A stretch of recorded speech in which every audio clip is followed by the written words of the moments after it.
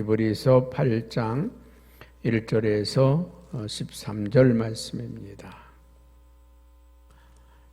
지금 우리가 하는 말의 요점은 이러한 대제사장이 우리에게 있다는 것이라. 그는 하늘에서 지극히 크신 이의 보좌 우편에 앉으셨으니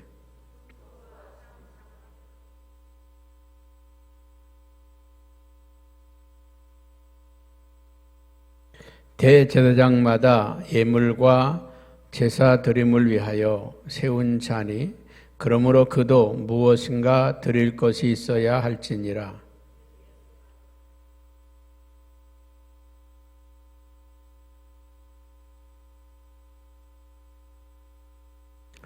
그들이 섬기는 것은 하늘에 있는 것의 모형과 그림자라. 모세가 장막을 지으려 할 때에 지시하심을 얻음과 같으니 이르시되 삼가 모든 것을 산에서 내게 보이던 본을 따라 지으라 하셨느니라.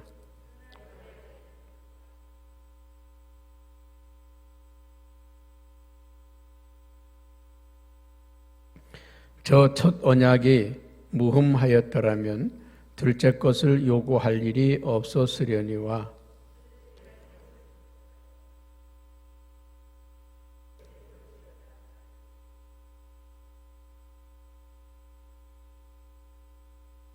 또 주께서 이르시기를 이 언약은 내가 그들의 열조의 손을 잡고 애굽 땅에서 인도하여 내던 날에 그들과 맺은 언약과 같지 아니하도다. 그들은 내 언약 안에 머물러 있지 아니하므로 내가 그들을 돌보지 아니하였노라.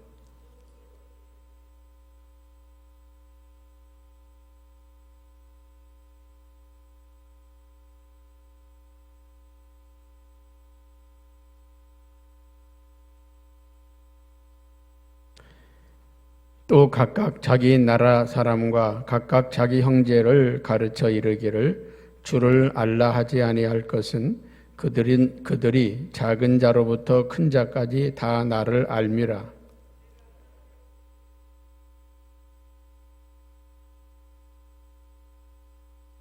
함께 보겠습니다. 새 언약이라 말씀하셨음에 첫 것은 낡아지게 하신 것이니 낡아지고 쇠하는 것은 없어져 가는 것이니라. 아멘. 오늘은 우리에게 어제 7장에서는 예수 그리스도가 온전한 대제사장이 되셨다 이렇게 말씀을 하셨고, 오늘은 그 대제사장 되신 예수 그리스도께서 우리에게 더 좋은 언약, 새 언약을 우리에게 주셨다. 우리 주님이 우리에게 주신 새 언약이 있다는 것입니다. 주님께서 주신 그 언약은 더 좋은 언약이다. 하나님은 우리에게 더 좋은 것으로 주시기를 원하시고 계시죠. 오늘 1절에 보면 지금 우리가 하는 말의 요점은, 중요한 건 이거다 그 말이죠. 이러한 대제사장이 우리에게 있다. 7장에서 말씀한 온전한 대제사장, 그분이 예수 그리스도인데 그 대제사장 되신 그리스도께서 우리와 함께 계신다. 이것이 우리에겐 중요하다는 것입니다. 지금 그 대제사장 되신 예수 그리스도께서 지금 우리와 함께 하신다. 그는 하늘에서 지극히 크신 이의 보좌 우편에 앉아 계신 분이다. 지금 우리와 함께 하시지만 그분은 지금 하나님 보좌에 앉아 계신 분이시다. 오늘 예수 그리스도께서 우리의 중보자가 되심으로 말미암아 하나님과 우리의 관계가 회복되고, 그리고 중보자 되신 예수 그리스도는 하나님의 심판과 하나님의 징계를 멈추게 하시는 분이시다. 우리가 어렸을 때 아버지에게 혼나면 어머니의 역할이 뭡니까? 참아. 오늘은 좋은 날이니까 참아. 오늘 제삿날이니까 애들 혼내키지 말고 다음에 해라고, 다음에. 그러면 다음에 혼내킵니까? 그날로 끝이지. 그러니까 그 아버지가 야단치고 혼내키는 그것을 멈추게 하는 분이 어머니의 역할이잖아요. 예수 그리스도는 오늘 하나님의 징계와 심판을 멈추게 하시는 분이시라 그 말이죠. 아마 우리가 잘못할 때마다 심판을 받았으면 지금 이 자리에 아무도 없어요. 다 우리는 끝났죠. 근데 하나님의 심판을 멈추게 하고 하나님의 진노의 손을 멈추게 하시는 그분이 바로 대제사장이라는 것입니다. 이스라엘 백성들의 죄를 가지고 하나님 앞에 나아가서 그 죄 용서를 구하는 게 대제사장인데, 이 땅에 있는 제사장은 완전하지 않지만 예수 그리스도는 완전하신 분이시다.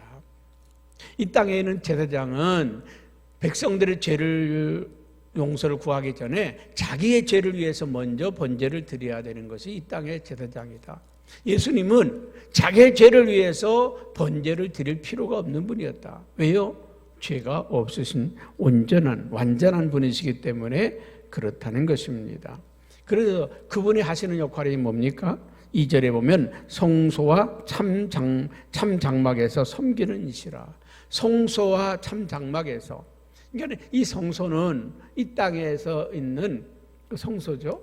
근데 그 성소는 하늘의 그림자다. 참 성소는 어디에 있습니까? 하늘에 있는데 그 하늘에 있는 성소의 그림자가 참 장막의 그림자가 성소다. 이 장막은 주께서 세우신 것이요 사람이 세운 것이 아니로다. 자, 모세가 하나님으로부터 받아서 세운 성막은 사람이 세운 거지만 예수님께서 세우신 성막은 사람이 세운 것이 아닌 온전한 성막이다. 여러분, 우리가 이 땅에서 예배 드리는 거 있죠? 이 예배는 하늘나라 예배의 모형입니다.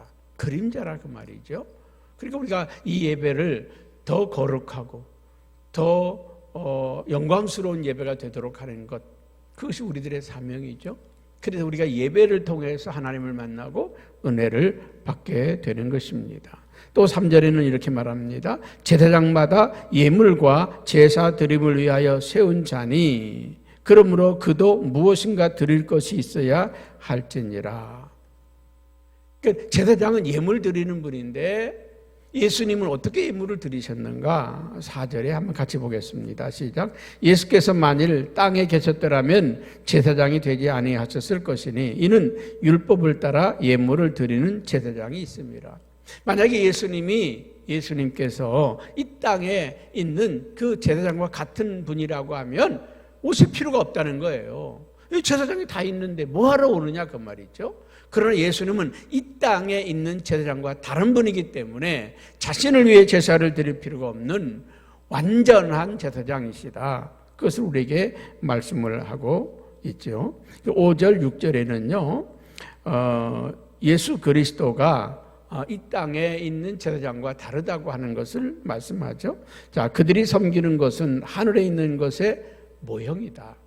지금 이 땅에서는 모든 삶은요 하늘의 영적인 나라의 하나의 그림자다 그 말입니다. 모형이라 그림자라 그랬습니다. 모세가 장막을 지으려 할 때에 지시하심을 얻음과 같으니 이르시되 삼가 모든 것을 산에서 내게 보인 대로 본을 따라 지으라. 하나님이 모세가 40일 동안 시내산에서 금식하며 기도하는 동안에 그 성막의 모형을 하나님이 다 보여주셨어요. 다 가르쳐 주셨어요. 이렇게 지어라. 그렇게 가르쳐 주셨죠. 그 모든 것은 하늘나라의 모형이다. 그리고 6절에는 뭐라고 합니까? 이제 그는 더 아름다운 직분을 얻으셨으니 그는 더 좋은 약속으로 우리의 세우신 더 좋은 언약의 중보자시라. 예수 그리스도는 저와 여러분에게 아름다운 직분을 하나님으로부터 받아 대제사장의 직분을 받으신 분이, 그분이 지금 우리에게 새 언약을 맺었다는 거죠. 옛 언약이 뭡니까? 이스라엘 백성과 하나님과 맺은 언약이 옛 언약이고 예수 그리스도를 통해서 저와 여러분들이 맺은 언약이 새 언약입니다. 그러니까 이스라엘 백성들이 너희들은 내 백성이 되고 나는 너희 하나님이 될 것이다. 너희들은 내 말을 지켜야 될 것이고 내 법 계명을 지켜야 될 것이다. 나는 너희를 보호하고 나는 너희를 지켜줄 것이다. 이런 구약에 있는 그 말씀들이 옛 언약이라고 하면 새 언약이 뭐냐? 예수님을 통해서 하나님과 우리가 맺어진 언약이 새 언약이라는 겁니다. 그래서 오늘 히브리서에 있는 10절에서 12절은 새 언약을 말씀하고 있습니다. 우리 한번 네 가지의 말씀을 하고 있는데 한번 같이 한번 읽어볼까요? 10절입니다. 또 주께서 이르시되 그날 후에 내가 이스라엘 집과 맺을 언약은 이것이니. 그러니까 하나님이 우리와 맺을 언약은 이것이다. 첫째는 그 법을 그들의 생각에 두고 그들의 마음에 이것을 기록하라. 하나님의 법을 우리의 생각에 두고 그 법을 우리의 마음에 새기라. 지금 여러분들은 하나님의 말씀을 듣고 있습니다. 뭘로 듣고 있습니까? 생각이라고 하는 걸 통해서 듣고 있어요. 그럼 오늘 말씀을 듣고 고개 끄덕끄덕하고 아멘 하고 가면 끝. 그러나 그 말씀을 마음에 새기면 은혜가 되고 능력이 되는 거란 말이죠. 우리가 하나님의 말씀을 이 머리에 생각을 통해서 듣는 것으로 끝나면 그건 끝입니다. 그 자리에서 끝입니다. 그러나 그 말씀을 내 마음판에 성령의 불도장으로 새기면 영원히 지워지지 않은 말씀이 되고 그 말씀이 능력이 되고 권능이 될 수 있단 말이죠. 그래서 하나님의 말씀을 생각으로 듣고 마음으로 새기면 내 백성이 된다. 하나님의 백성이 된다는 것입니다. 그래 두 번째 뭐라고 합니까? 그는 한번 같이 봅니다. 나는 그들에게 하나님이 되고 나는 그들에게 하나님이 되고 그들은 내 백성이 되리라. 그러니까 하나님의 말씀을 듣고 마음에 새긴 사람들은 하나님의 백성이 되고 하나님이 그들의 하나님이 될 것이다. 그러니까 교회 온 사람들은요 그냥 듣고 끝나. 말씀 듣고 끝나고 그냥 은혜 받고 끝나고 그러면 하나님의 백성이 되는 거예요? 안 되는 거예요. 마당만 밟고 가는 거예요. 교회 와서 먼지만 털고 가는 거예요. 그런데 마음에 새기면 그때부터 그들은 하나님의 백성이 되고 하나님은 그들의 하나님이 된다. 그 다음에 11절 말씀 한번 같이 봅니다. 시작.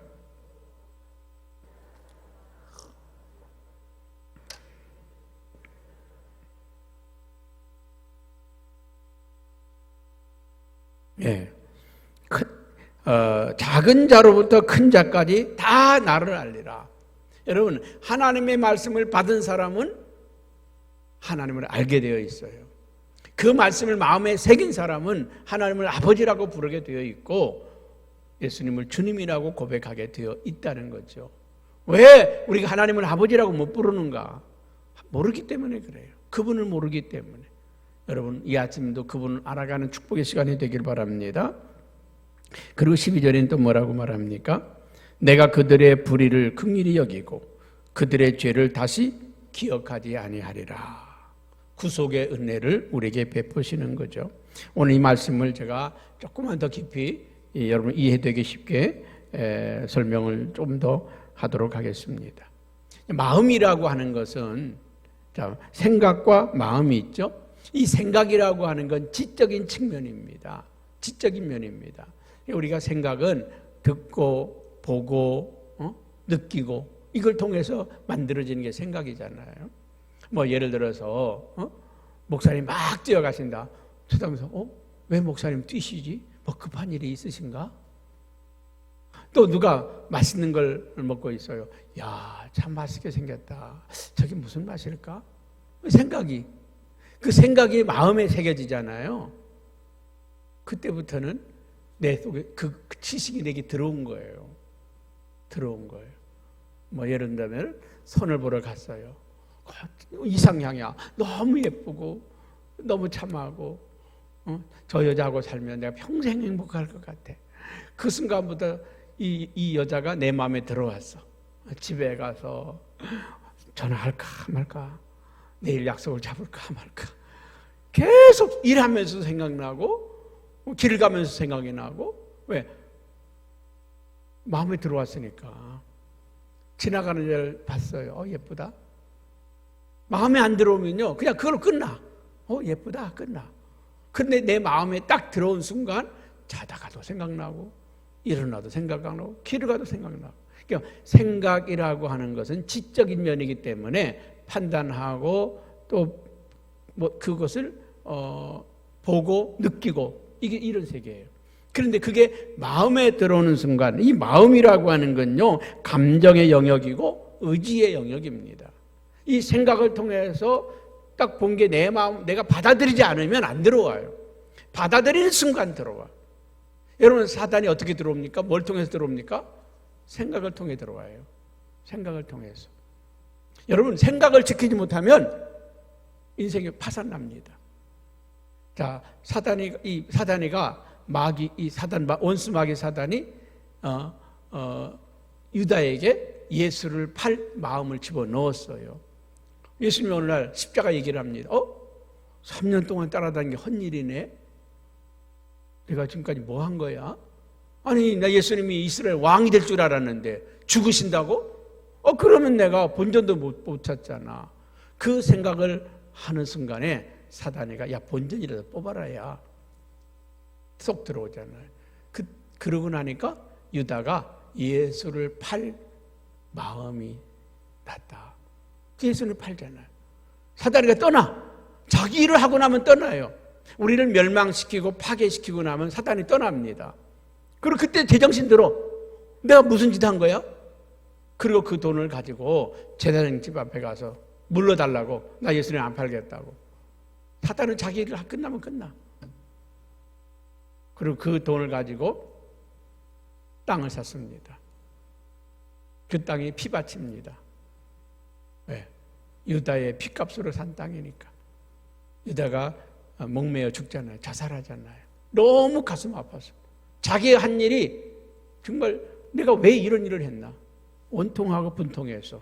여러분, 사단이가 나를 사로잡는 동안에는요, 내가 무슨 짓을 하는지 몰라요. 내가 무슨 짓을 하고 있는지 모릅니다. 사람을 죽이면서도 그 사람이라고 생각하지 않아. 짐승이라고 생각하지. 여러분, 사단이가 내 생각을 지배하지 못하도록 막아내시기 바랍니다. 악한 거, 더러운 거, 추한 거 생각하지도 말라고 그랬잖아요. 생각지도 말라고. 생각하는 순간 나를 사로잡아 버릴 수가 있습니다.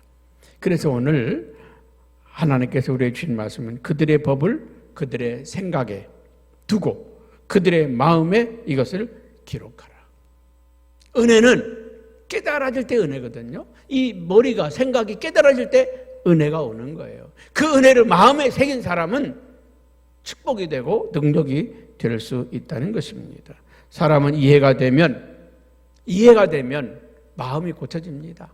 내가 이거 잘못했다고 하는 게 깨달아지면 고치게 되어 있어요. 내가 이거 잘못하고 있다고 하는 걸 알면서도 계속 그것을 행하고 있으면 그건 악한 사람입니다. 악한 사람이에요. 모르고 행하면 고치면 돼요. 알고 행하면, 알고서도 그 일을 하고 있다고 하면, 지난번인가 내가 그런 예화 들었잖아요. 공자가 길바닥 한가운데서 똥 싸고 있는 놈 보고서는 야야 가자. 아무 말 안 하고 돌아갔어. 그런데 길 옆에 가서 똥을 눕고 있는 놈 보고 막 야단을 치잖아요. 왜요? 이놈은 자기가 잘못하고 있다는 걸 알아. 이놈은 야단치면 고칠 수 있는 거야. 여러분, 하나님의 말씀이 징계가 우리를 고쳐지는 곳으로 갈 수 있기를 주님의 이름으로 축복합니다. 시편 119편 1절에는요, 119편에는 이렇게 하나님의 말씀을 우리에게 주셨는데 그 말씀을 어떻게 우리가 지키는가에 대해서 말씀합니다. 행위가 온전하여 여호와의 율법을 따라 행하는 자들은 복이 있다. 하나님의 말씀을 지켜 행하는 사람들에게는 복이 있다는 것입니다. 또 11절은 이렇게 말씀을 합니다. 같이 봅니다. 내가 주께 범죄하지 아니하려 하여 주의 말씀을 내 마음에 두었나이다. 우리가 하나님의 말씀을 마음에 두고 사는 사람들은 죄를 이길 수가 있고 범죄하지 않는다. 또 37절에는 이렇게 말을 하죠. 한번 같이 봅니다. 내 눈을 돌이켜 허탄한 것을 보지 말게 하시고 주의 길에서 나를 살아나게 하소서. 우리가 이 허탄한데 눈을 돌리면 생각이 거기에 머물게 되고 그 생각이 내 안에 들어오게 되면 우리가 불행하게 되는데 하나님의 말씀에 우리의 생각을, 우리의 마음을 두면, 관심을 두면 우리의 마음이 회복하는 은혜가 있다는 것입니다. 우리 45절은 같이 또 봅니다. 내가 주의 법도를 구하여 싸우니 자유롭게 걸어갈 것이오. 주의 법도가 내 안에 들어오면 우리가 복된 길로 가게 된다 그 말입니다.